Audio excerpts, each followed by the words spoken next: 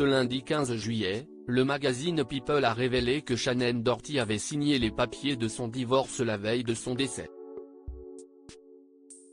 Or, l'actrice espérait qu'il soit prononcé depuis des mois déjà. Impossible de passer à côté de cette terrible nouvelle tant elle est relayée ces jours-ci. Shannon Doherty est morte le 13 juillet 2024 après un combat vieux de 9 ans contre le cancer.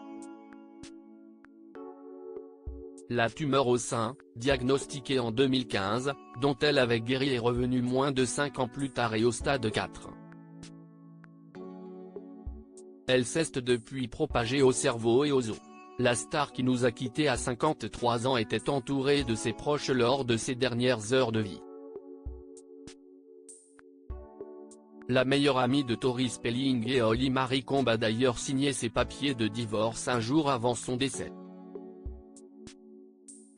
Mort de Shannon Doherty, son ex-mari signe les papiers du divorce le jour de son décès comme l'a annoncé le magazine People ce lundi. La vedette de Beverly Hills 90210, qui laisse bon nombre de ses anciens collègues inconsolables, et son ex-époux Curtis Warrenco avaient mutuellement finalisé leur procédure de divorce en dehors du tribunal, respectivement ces vendredi 12 et samedi 13 juillet.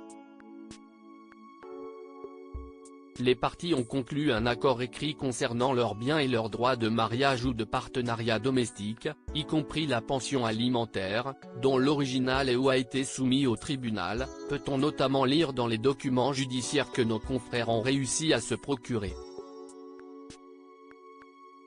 Il y a un peu plus d'un an maintenant que le couple séparé à cause d'un adultère se livre une petite bataille afin de régler leurs différends à l'amiable.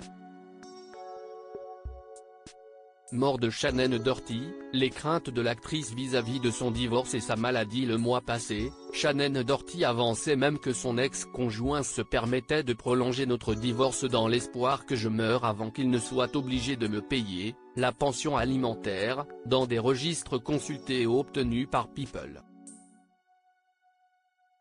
Une déclaration que l'avocate du photographe avait fermement condamnée. Kurt n'attend pas simplement la mort de Shannon, avait indiqué Catherine Hiersma. Il veut ce qu'il y a de mieux pour Shannon et il veut que tous les deux puissent mettre cette affaire derrière eux et aller de l'avant. Ces deux-là s'étaient mariés en 2011 devant les caméras de la chaîne américaine WeTV seulement quelques mois après leur rencontre. L'homme de 50 ans aura été un réel soutien tout au long de la maladie de l'héroïne de Charmed.